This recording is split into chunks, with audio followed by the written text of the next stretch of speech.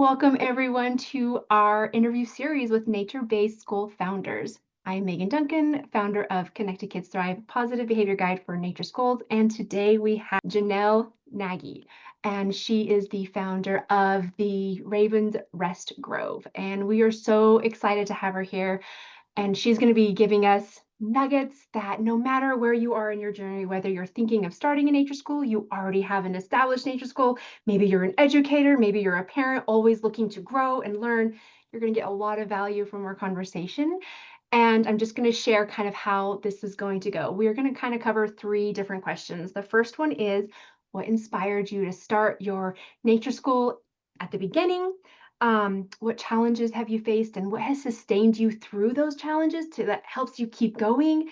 And then the final question is, what do you wish you would have known that would have helped you avoid some of those challenges at the beginning, that others may be able to take, and avoid some of those challenges along their journey. So to circle back, introduce yourself, and then, yeah, let us know what inspired you to start your nature school. Definitely. Hi, I am Janelle Nagy, and I am the founder of Ravens Rest Grove. And it is part of a larger mission. I hope to connect all forest schools together. I This forest school started based off of my desire and my need for my own son. He is neurodivergent. He's on the spectrum, and as most neurodivergents, he struggled through any form of school. We went through every single piece: homeschooling, Waldorf schooling, Reggio type, unschooling, private Christian schools, and just nothing was meeting him where he needed to be met. So that inspired us, and we found another forest school in our area just prior to COVID. And he had started there, and we were starting to see massive benefits. And then the world shut down. And, everybody was stuck. We were all isolated. Nobody knew what to do. And the only solace we found was excuse me, sorry about that, was being in the forest. And so that's where we went. We went to the forest, and it provided so much growth, so much healing for our personal family. And then I started to notice all around me, there were these women who were in the same kind of struggles. They're neurodivergent children, they're people all around them. Oh my goodness, I am so sorry. That's Give me okay. let me I actually turned mine silence. off too. I just It's okay. silenced it. Sorry about that. Um, Recenter. You notice other women struggling too. Other women, yeah, my cousin, was one of them, that we were all isolated, alone, trying to deal with therapies for our neurodivergent children, not fitting in the system, having multiple other children that maybe weren't struggling, but now had to tailor their lives to their struggling sibling.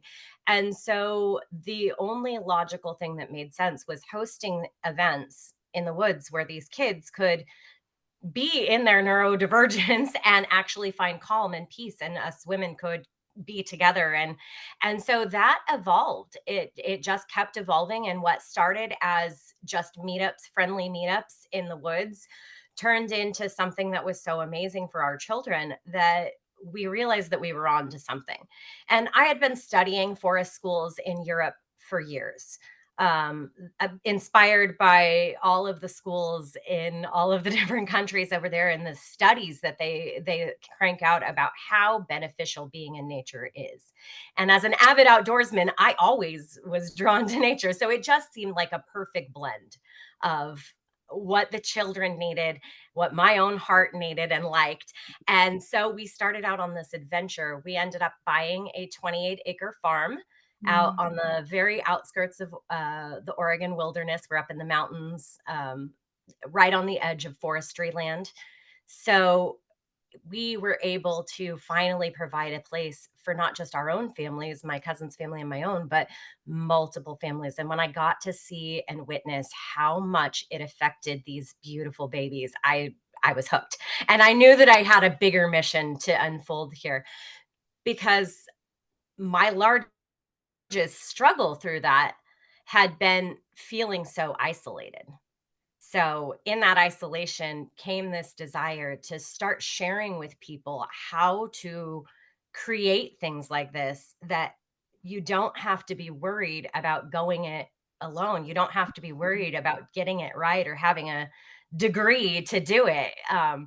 Nature is one of the best teachers, and the children themselves are top notch at giving you the exact things that they need to be led with. So that inspired the Spiral Institute.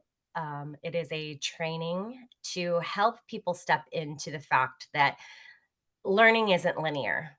Mhm. um, we were always taught through the education system that it's step by step by step by step. Mhm. And what I've learned from my neurodivergent children is those steps don't make sense to them. And sometimes they can jump 4 steps at once. And most people don't understand that. But if you're trying to stop that brilliance, Yes. they get into this system of overwhelm and they aren't allowed to be the brilliant humans that they are. So the spiral system was designed so that each child could be met exactly where they are, dependent regardless of their age. So in our school, we have them paired with people who are able to help them. And sometimes that means a second grader that's really good at reading may be helping a dyslexic seventh grader who is struggling, but they're both essentially learning the same things. So by pairing them together, one gets to see their strength, the other one gets the support they need. And it's not isolating, it's not somebody picking on one another. It's truly embodying and helping our fellow humans to grow. And gosh, the amazing difference I've seen for some of our kids out here on the farm in the last 2 years has blown my mind. It's so mind expanding, and I would hope that everyone would want that for their children. Um, That's I just no incredible. better place.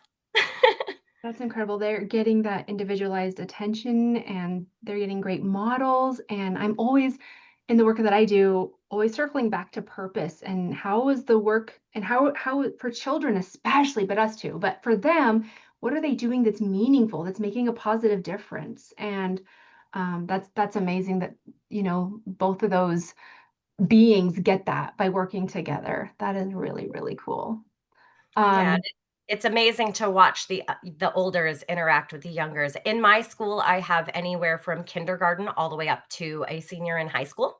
mm, Um, there's 14 of them. They're amazing little souls, and each of them have their own neurodivergent brilliance, or mhm. one of their siblings do, and in that, they've felt so much judgment or shame in regular public systems that by the time they come to me, they you can see when their shell finally relaxes and they Yeah. open up and they're able to just be themselves, and then learning becomes easy again.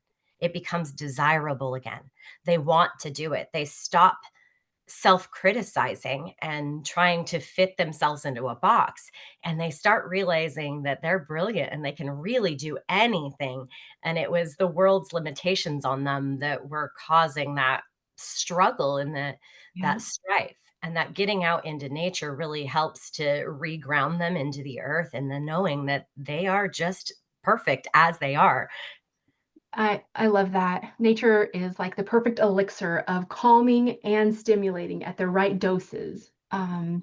And then, yeah, containing kiddos in four walls all the time is just asking for so many issues, asking for behavior problems that didn't even need to be there to begin with. Like you said, whenever we're forcing them in this box, they're not going to go in a box. They're not meant to go in a box. And when some kids are forced and they do succumb to that. And then there's a whole host of issues that come from that also. So, Mhm. founders like you that are doing this work is thank you because I think it's the most important work. And us getting Absolutely. together, sharing, spreading the word about it because it can feel like you just said, it could feel lonely. I remember when I had my little nature school, it felt very, very lonely. We're doing the most amazing work and it's a little isolating. Anyways, thank you for sharing that part. Those kids are so lucky. that's what I think about a lot is every kiddo should have access to this. So hopefully through our work, a Yes. lot more nature schools will start sprouting up. Okay, ready for question 2? Yes. Okay. What challenges, just name a few that you can think of that have kind of sprung up along the way, and how did you overcome those? And what has kept you sustained to keep going? Because sometimes the challenges can just be too much and overwhelming, but something has clearly helped you sustain through. So, what can you tell us and our audience that's helped? Yeah, absolutely. I think that probably one of the biggest challenges is like we've been talking about. It's that isolation. It's that feeling like you have to do everything. You have to be the Mhm. teacher, the emotional manager, the planner, the marketer, the everything all at once. The thing that's helped me the most is realizing that there are so many people out there that really do want this work, that really do appreciate it, love it, understand it, and want to support you. But finding them is Mhm. mostly the challenge. So that's where group and community come in so, so importantly. And that's where, for me, Solara came in. Solara, there's a Church of Solara and a Solara Frequency Foundation that's focused on healing and energy work, restoring people to their natural blueprint. It's the Oh, amazing work of my dear friend Sarah. And through connecting with that group of women who are truly inspired to change the world, it allowed me the inspiration to really take my dreams and my desires to help these children and catalyzed it because I now had this group of people that were on fire, that were doing something maybe not similar to what I was doing, but they're actively trying to change the world. And in doing so, when you elevate yourself and surround yourself with that caliber of people, you can't help but elevate the work that you're doing. And so that really has been my core desire for people is to stop feeling so alone. Everybody's always been told it takes a tribe, it takes a village, but most of us are so disconnected that we don't have those tribes, those villages, those people. And we are in this state where everybody's so isolated. So I hope to start to braid people together so that we can have those communities so that these forest schools can share their beautiful resources because resources are tight. Every single forest school owner I've ever talked to, resources are tight, staffing is tight, volunteers are limited. And so when we're able to share, when we're able to help each other, life gets easier and way more beautiful. And then it's even more beautiful for the kids. And then this spiral continues to bloom into something that none of us could have accomplished on our own. I I love that. I think you're right on. I think anyone listening here would agree that we're connection is like the number one thing we need, and it's the number one thing that is so hard to get sometimes. Um, So I think it's important for any nature school out there to, make sure that your parents feel connected and that your staff feels connected, and whatever that looks like. That can look as so many different ways depending on what you Mhm. feel drawn to, or, I've often recommended empowering some parents to create a parent night, just build community one way or another for your parents. You're providing that community for children, which is so amazing. But we need to also, I should say, and we need to also be creating community for ourselves, our staff, and the parents. Yeah. And We do that in a very special way. The kids quarterly host the parents oh, for a some sort of fun potluck or fun field day or a chance for the parents to come and sit by the fire with us and roast marshmallows. So we do love, and we take lots of hikes off of the property. So we've got amazing, obviously with 28 acres, we've got lots of hiking things, but we love to take them off property and have them teach those skills to their parents, to other homeschoolers that come and join us on hikes. mhm. Um, we love to braid in with our homeschooling community that are doing things on their own because we want to honor parents and their desires to teach their own children, but we also need that community level support and Mhm. that service to others.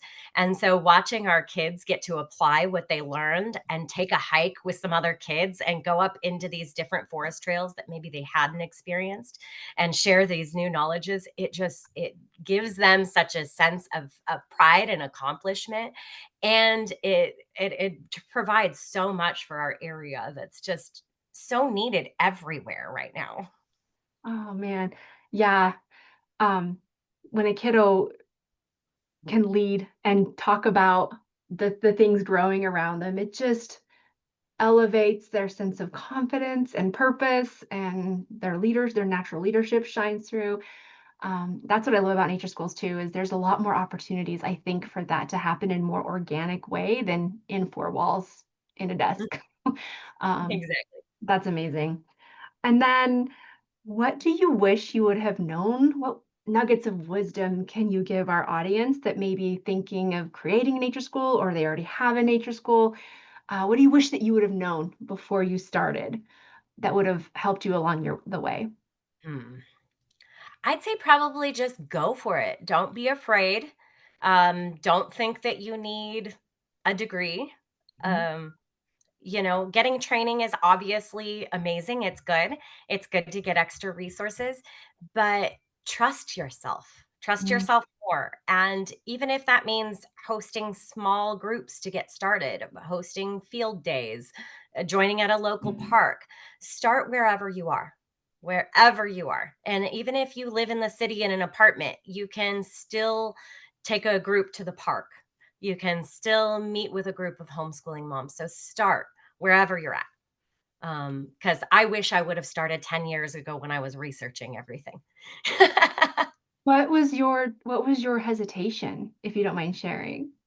um, I think it was that fear that maybe I didn't know enough. Maybe Oh, I wasn't qualified enough to be a teacher. I wasn't, we all have those kind of self doubts that maybe I'm mhm. not cut out for this, or maybe mine, a lot of it was with raising an autistic child and having 3 other little ones behind him.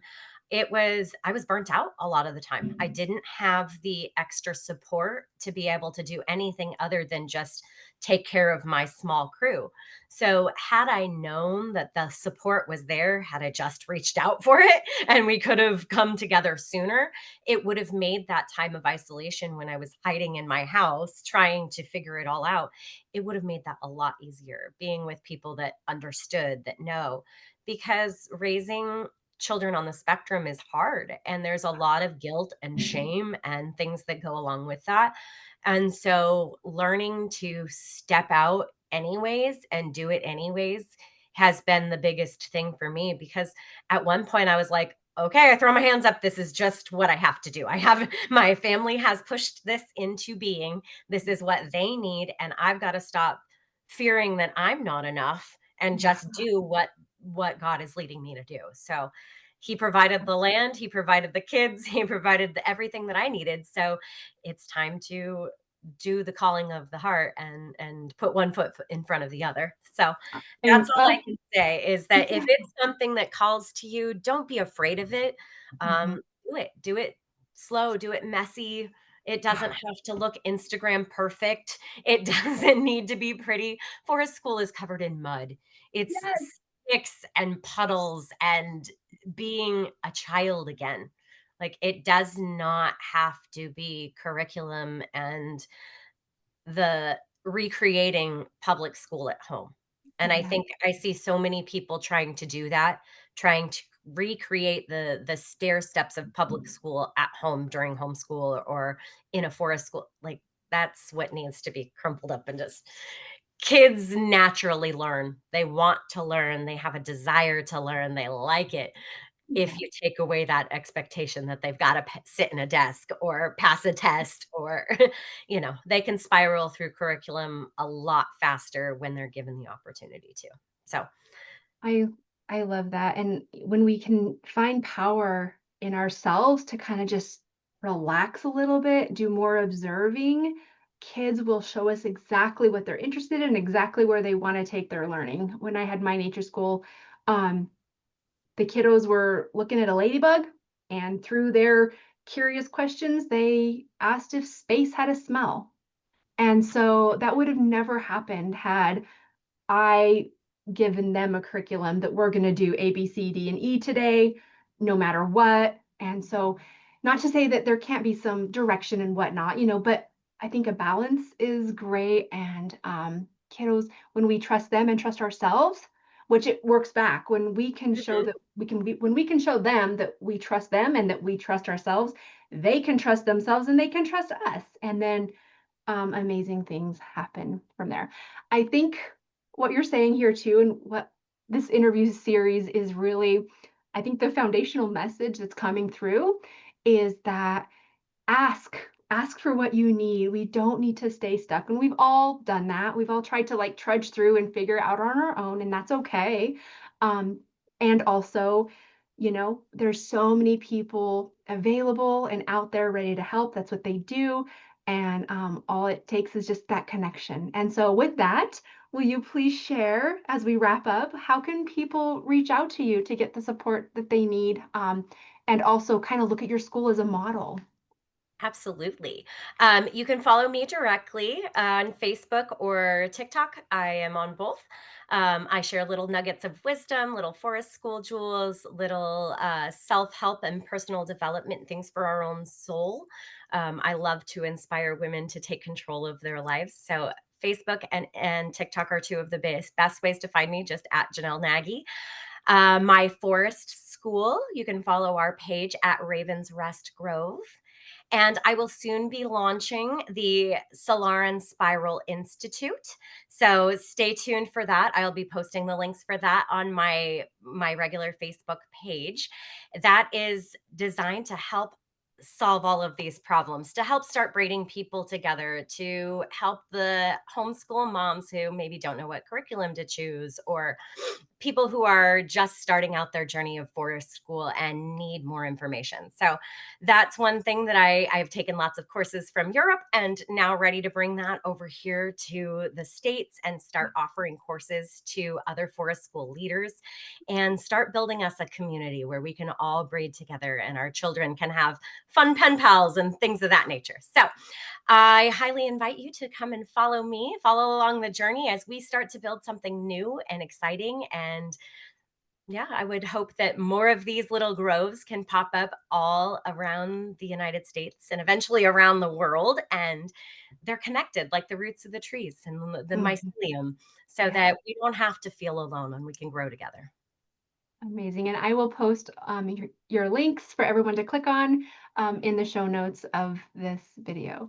Thank you, Janelle. And for everybody listening also, I also support nature schools. I help nature school founders and their team really deepen their understanding of behavior so they can approach children's and each other's behaviors in the right way, so the right things are being reinforced, everyone feels heard and connected, so that the nature school can kind of look like what the founder designed it to be in the first place. Because I remember when challenges came up, those frustrations can really help make us feel defeated, and so we can avoid all that. Again, the underlying theme: get the support you need so that you know challenges don't persist, because these schools need to sustain, and there's support for you. So with that, we hope you enjoyed this no matter what journey you are on, whether you are a founder with an established school, maybe you're a parent thinking about starting a school, maybe you're